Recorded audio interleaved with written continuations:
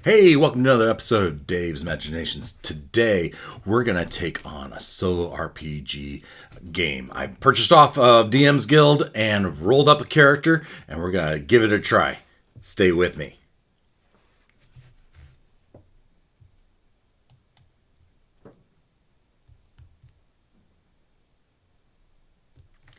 So, Death Knight Squire, a 5th edition solo game book. It's written by PAUL BIMLER. And I've given this roll up a character. My character, if we jump over to here, we can see our character. I've written Burrek Grumblforge, a male Hill Dwarf fighter level 2. Per the instructions of the module, I've rolled up this fighter, and we're going to see how it goes. So let's just dive right into it as we go into the introduction here. So this just says it's a different kind of module. It's a solo module. I want to jump to the beginning of the module where we can just read. This is just telling us how to play. I've read all that. Let's jump into the backstory. Burrek arrives in Oralbar. It is the year 1349 DR in the month of deep winter. You have been on the road for nearly 2 months now, and snow hangs. Let's make this a little bigger. And snow hangs. Is the year 1349 DR in the month of deep winter. You have been on the road for nearly 2 months now, and snow hangs thick on the trees as you make your way towards the town of Oralbar at the foot of the Grey Peak Mountains. The Grey Peaks are known throughout Faerun for their silver and iron mines, but it is different. It is a different type of metal that brought you here. It was gold. While you were in Neverwinter, you heard rumors of a large hoard of treasure within an abandoned goblin keep. Even tavern rumors proved to be fruitful sometimes. And having been there without remorse for some months, you departed immediately for the Grey Vale. When you reach Oralbar, the air is brisk and the town is busy. Carts carry all manner of goods, timber, wood bales, grain, and animals from surrounding country. Some of these goods would be bound for Waterdeep or Neverwinter, others for nearby city of Loudwater. Hungry and thirsty, many days on the road, you enter the first tavern you see. Burrek enters the first tavern he sees. The woodsman's retreat and satisfies your craving. Bread, cheese, and hot mulled wine do the trick nicely. Burrek then inquires from the barkeep about accommodation. Your bones ache and rest essential.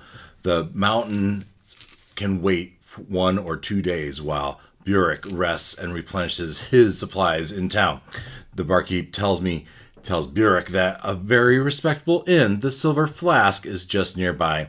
Toting his backpack, he walks down the street to the Silver Flask and pays for a room. The innkeep is a jolly woman who is glad to have your business, and she lights a cozy fire in his room. Burrek bathes, then lies down to rest and soon falls into a deep sleep. It's been a while since your travel-hardened body self has had clean sheets and a roof overhead. I'm going to switch the tense here to I, and switch the voice to his. I woke later than that night by noise from the next room. I hear a woman open sobbing on the other side of the wall. The sound is gut-wrenching. Every now and then a male voice says something as if it's trying to comfort her. I tolerate this for a while, but eventually it becomes evident that sleep is going to be impossible. I walk out into the hallway and knock on the door to the next room. An elderly man. He's dressed finely like a member of aristocracy, but sports a nasty black eye and a gash across his cheek. In the background, a woman, also richly dressed, sits on a chair by the fire, her face buried in her hands. "Yes, what is it?" the elderly gentleman asked. I straightened myself up, peering into the room.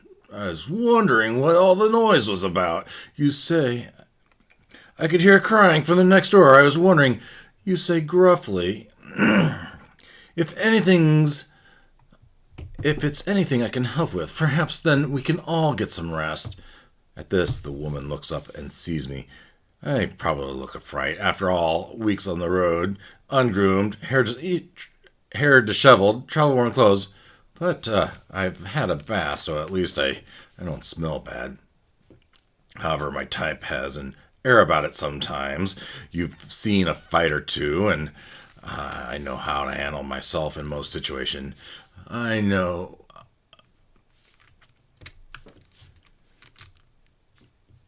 I am what's known in these parts as the adventuring type.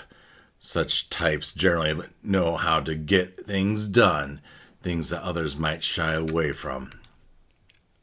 Show our guest in, Elric, the woman says, weakly drying her tears with a silk handkerchief.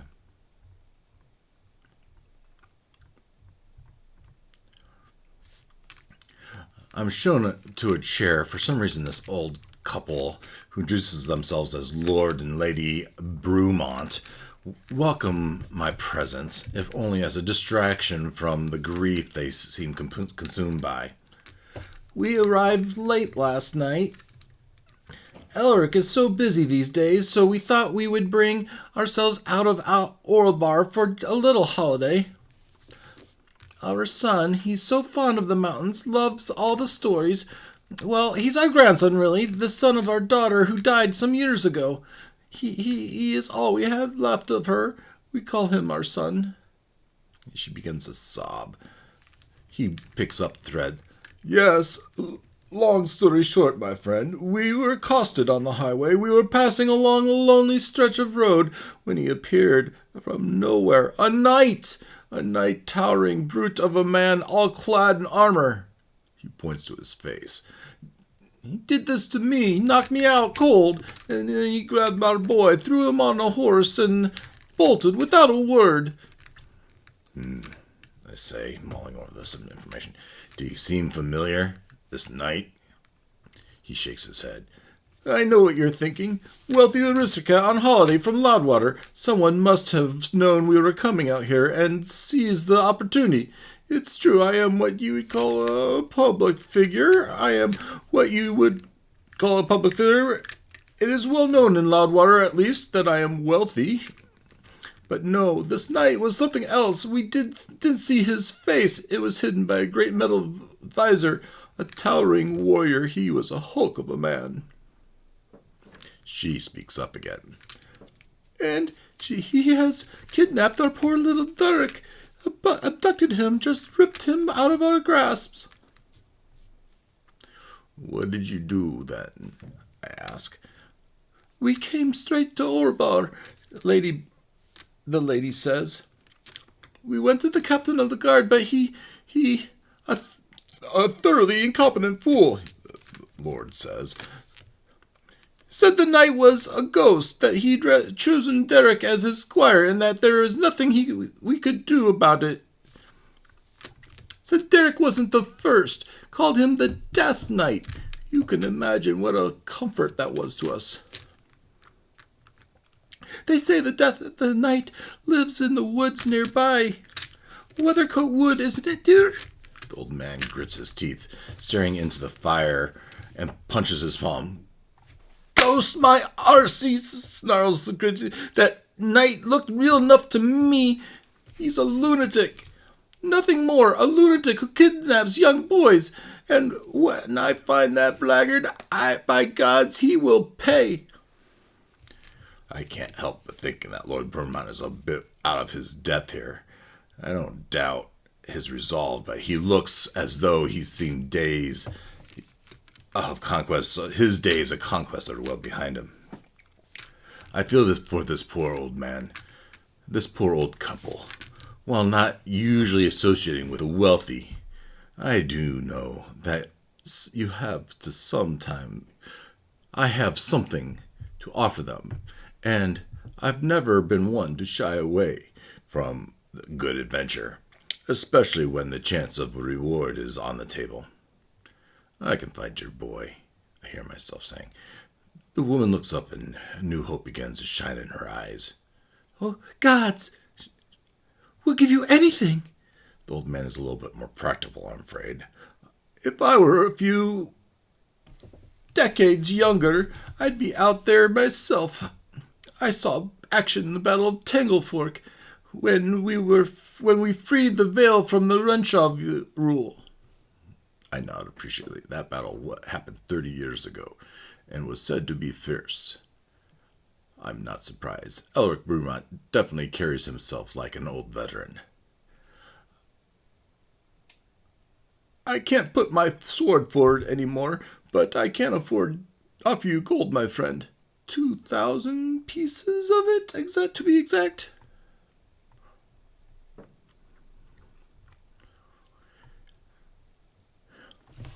At dawn the next day, following the few scraps of information I have, I saddle my horse and ride to the outskirts of town. The town folks pay little mind as I go, casting only an occasional glance. The journey to Weathercote Wood lies due east, but it is a short ride.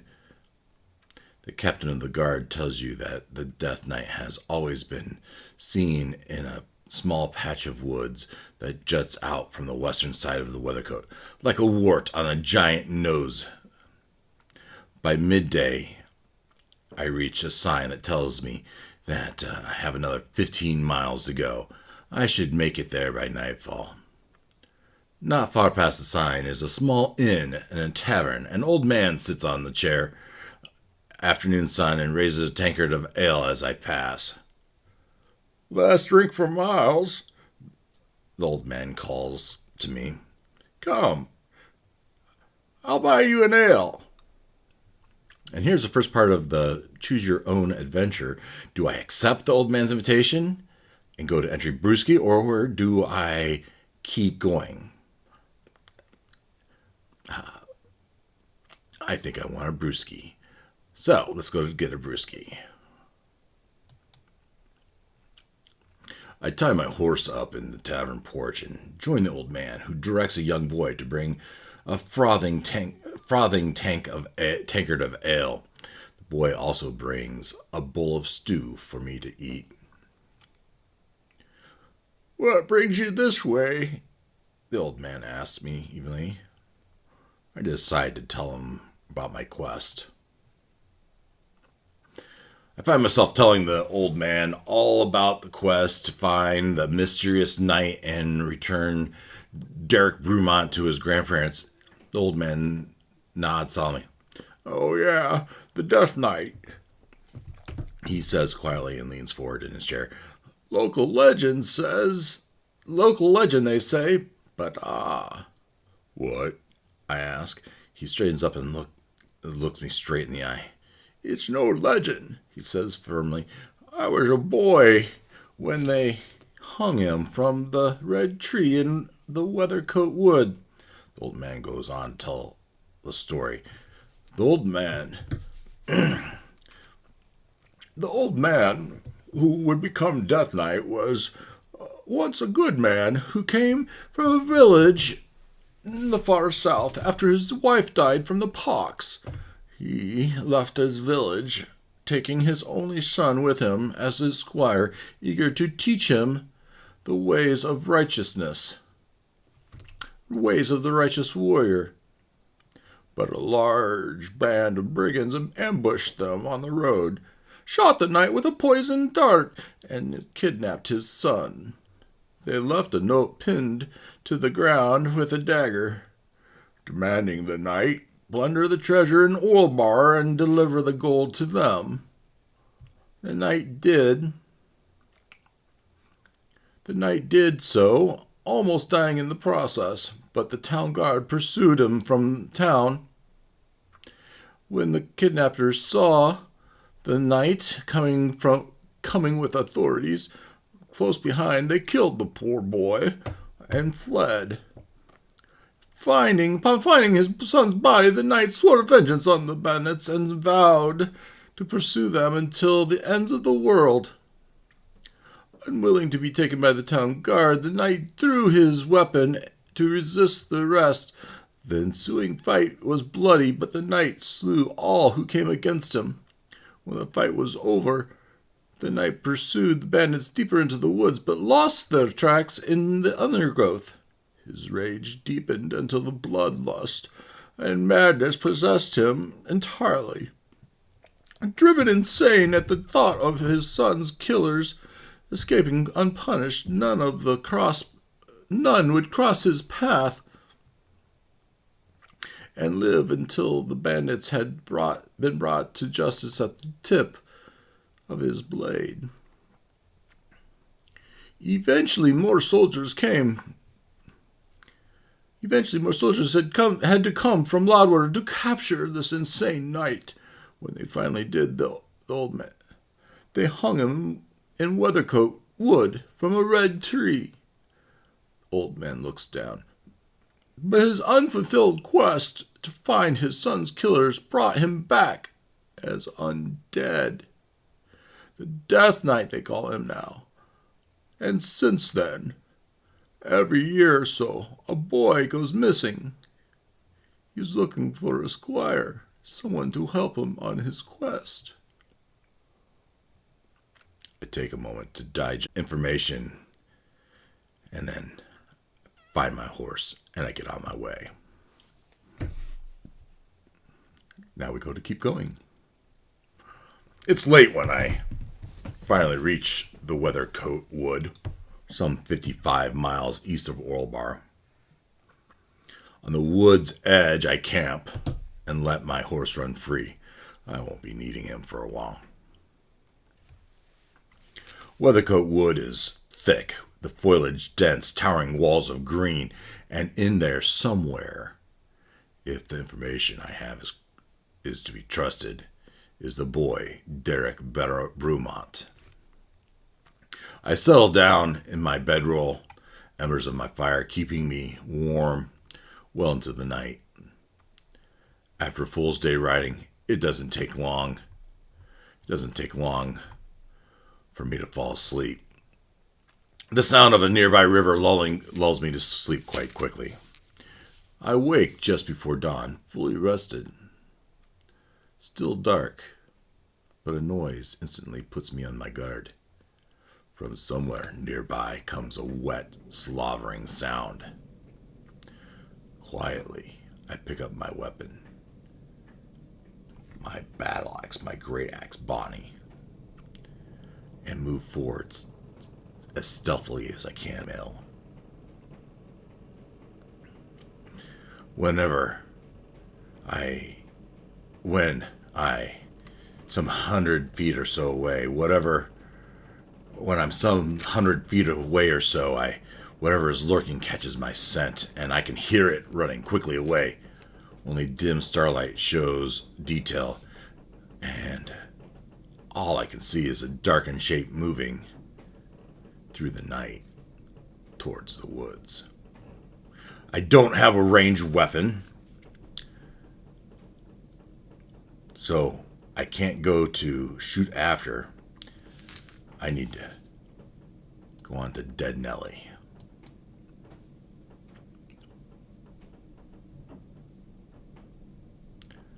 I walk forward to where the beast had been before, making all that noise that woke me. There, twitching in its death throes, is the horse I rode in. Gritting my teeth in anger, I take out my dagger and put the poor beast out of its misery. The first rays of dawn begin to creep into the sky. With a sigh of resignation, I wipe the horse's blood from my dagger's blade and begin treks back to the wood's edge. I gather my stuff, make it into the wood. The morning is peaceful, in contrast to the savagery that I just witnessed. And a chorus of birds greet the dawn with calls that echo off the low hills of the surrounding landscape. I near the Weathercote Wood, and I can see down the single path that leads into the little light seems to penetrate in through the canopy, Night still hides beneath the mossy boughs of dark green vines that thread the ancient trees together. I step in onto the path and enter Weathercote Wood. Who knows what fate awaits as I enter the shadowed depths. Real quick checking. Seems to be recording just fine. At 20 minutes in. Okay, so that's when I have to go and take this out. Back to the story. It says go to title page 1 and the maps booklet. I have put those maps into Foundry. So if I just jump over to Foundry, and here I am on tile page 1, and I grab my actor, right? Oh, where'd you go? Where'd you go? Burrek PCs. Burrek Grumblforge. Now I think the scale is off. This is a pretty small map. So I put Burrek here, Grumblforge at the bottom. Grumblforge. Burrek Grumblforge.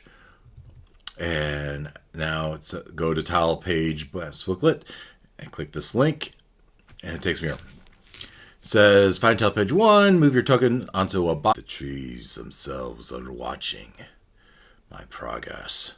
Indeed, as I go on, I really do get the feeling that I'm being watched.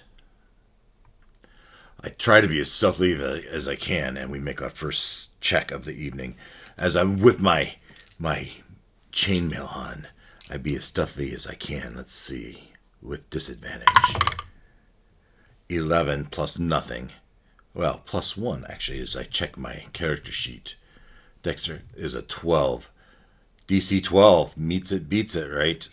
So if I succeed, I may add 10 points to my percentile rolls. Any percentile rolls I make while on this page.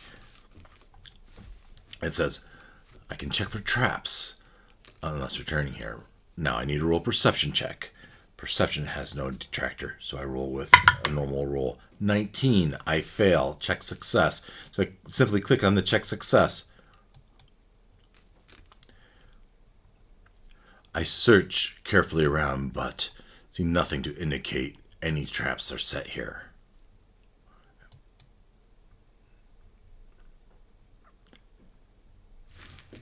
I continue to move forward. Up until the center of the map. When I get to a square adjacent to that translucent dot, it says go to the quiet entry. All right.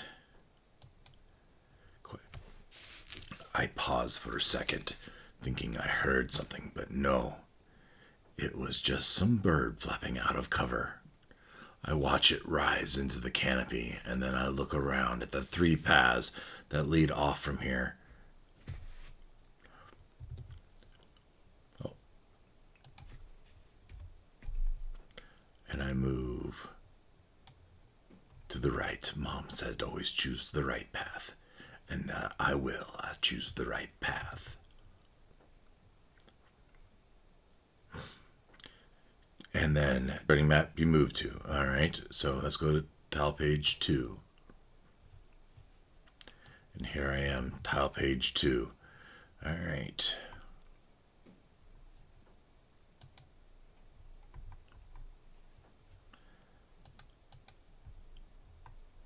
All right, how do I get to 2? Can I just keep going down? Ah, very nice.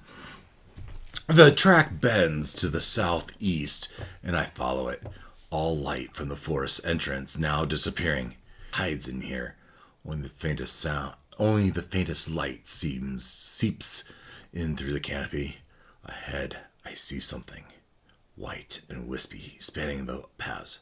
Cobwebs. Slowly, I edge forward. Move forward with stealth. Make a stealth check. DC 15. Take note of the success or failure. All right, another stealth check here. not my best attribute.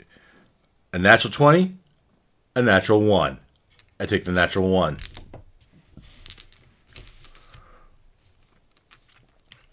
Check for traps. You can search thoroughly once the webs are removed, it says. Otherwise, you will definitely get tangled in the webs. Once that is done, roll perception. So we go forward. I edge forward, drawing Bonnie my great axe, and keep watching on all sides.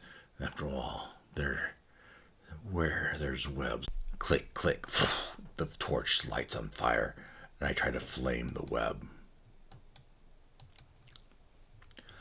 I produce a flint and tinder and start trying to light some tinder to create a fire. I crouch down, working in the stone, trying to produce a fire that can burn the webs away. Did I succeed in the earlier stealth check? No. If you did not make the stealth check, go to oh no. And this is where it gets a little weird. It talks about a mage hand. So I'm going to skip the part about the mage hand. Suddenly, I feel something pounce on me from behind. Your noisy progress through the forest must have alerted it to its presence. My noisy progress. I turn off. What is it? Roll d20 plus 3. All right, a d20 plus 3. That's a 2 plus 3 is a 5. If the result is higher than your AC, it's not. My AC is... Where's my AC? My AC is 16. Go to surprise Crawley. If not, read on below. I managed to get the thing off my shoulder and can now have a good look at it. A giant wolf spider is hissing horribly, is quickly joined by a mate, and they both attack. Spider battle. Let's make this a little smaller. Can I make this a little smaller? All right. Roll a d8 and place 2 tokens on the map that many squares from you. Then roll initiative. Roll a d8. That many squares. 1. Just 1 square from you. So back in Foundry, I'm here, and we have a pair of spiders.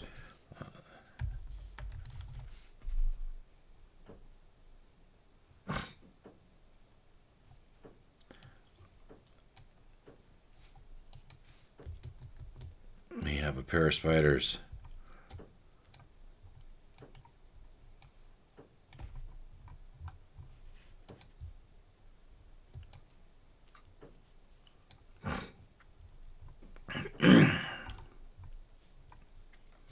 All right, initiative. Burrek has a +1 to his initiative. The spiders have a +3. All right. Burrek is a 12. The spiders, they'll have a 16. The spiders act first. Both spiders jump. I'm going to roll them at the same time. They both jump on and make a bite attack. They have a +3 to their bite, so a 5 and a 12 are not going to be enough to get through Burrek's chainmail. And Burrek pulls Bonnie, takes a massive swing at the closest one. 7 plus his to hit is plus to hit with the great axe is 4. 11 hit. 11 doesn't. He misses. Swings short. The spiders take a bite back at him. 1 still misses, but the other does indeed hit. With the +3 to hit is a 16 to his armor class of 16. He does hit. He takes 1d6 damage +1. So that's 3 points of damage he takes. But the target must make a DC 11 Constitution saving throw. But he's a dwarf and he gets advantage on this. So, but he fails anyway. So he's taken 2 plus 2d6 damage. 8. He's taken 2 plus 8. He's taken 10 points of damage 10 points of damage from... So he is now at 14 hit points. Ike. All right. On his turn, he takes his bonus action to take his second wind. Once per short rest, you can gain a bonus action to regain 1d10. Let's do that right now. Can I click this right here? Oh, what was it? 3 points. 3 points of healing. Not exactly a windfall of health, but every bit might count. 17. He's back up to 17 hit points. And then on his turn, he swings Bonnie again. 13 plus his 3. That's certainly going to hit. 13 plus his 3. 13 plus 4 to hit is 17. 1d12 plus 2. 1d12 plus 2. We're doing a whopping 3 points of damage to one of them. 3 points of damage is not nearly enough as they swing back. One misses again, but the other still hits. And doing its 1d6 plus 1, 5 points of damage. Again, he needs to make his Constitution saving throw. With advantage, he passes, only takes half of 2d6.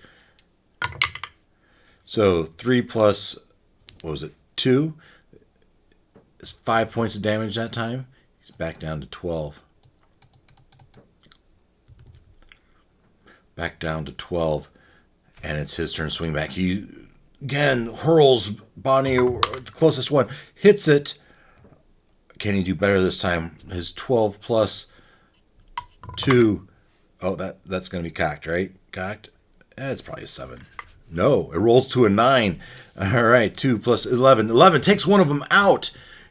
Takes one of the spiders out, cuts a deep gash into its side, and we'll take that one out as the other one then moves forward and makes its attack. And 12 plus 3 is 15. Is it plus 3? Plus 3. 12 plus 3 to hit is 15. 15 is not enough to get through Burrek's chainmail. He swings back with Bonnie. Boy, he could really use it. 2, he misses. The spider bites back. Misses. He swings with Bonnie. 9 plus 3 is 12. 12 for the spider is not enough. The spider bites back. 10 plus 3 is not enough. He swings back. 11 plus 3 is 14. 14 does hit. 14 does hit. He does 4 plus 2 is 6 points of damage. Still not enough to take down the spider. Spider bites back. He does get through. He does d6 damage plus 1 is 6 points of damage. 6 points of damage. We'll just record that before I forget. He's down to 6 hit points.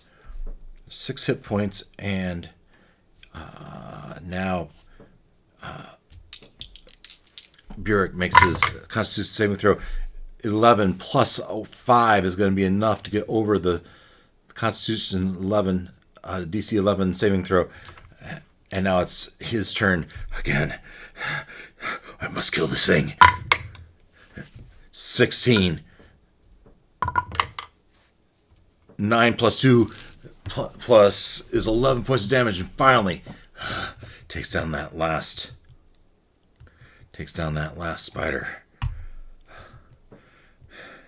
Stands over its dead body, looking at it. That was tough. There better not be more of these around.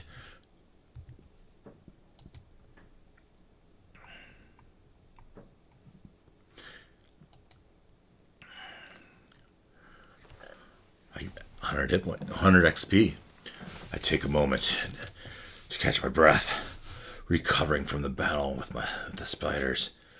Their dismantled corpses litter the ground. I destroy the rest of the webs and then assess the situation. I take a moment to investigate the spiders. I start looking around, searching the brush by the track and seeing if you can find anything or anyone. The spiders have stashed nearby. Just off the path, I find several dried up corpses wrapped in old webs. The remains of a few hapless travelers. A quick look through the pockets of the dead orc. Turn up 21 copper pieces and a dagger. Further search of 2 human corpses produces a heavy crossbow. Jackpot. A bottle of labeled potion of healing. I even recognize the script. It's from a reputable dealer in Neverwinter, who I've bought potions from before. It matches the one I already have. I drop the items into my backpack and move back onto the path.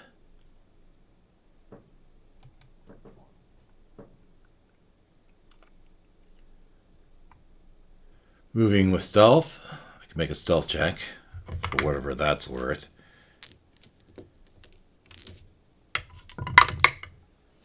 Yeah. Check for traps. Nothing obvious.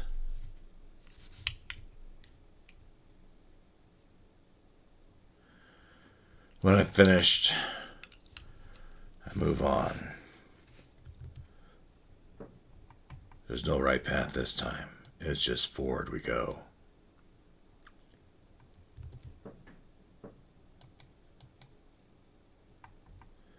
Title page 6. I wish there was a better way to jump forward. I round the corner and see the set house on the western side of the path. It appears to be inhabited. Smoke is drifting from the chimney. I could use a nice rest. Who knows who waits inside here? As an kindly old wizard hermit, maybe? Or a warlock quietly plotting the domination of the world. Come to think of it, this could even be where the Death Knight is hiding. Cabin doesn't look like much, though. It could just be a common family.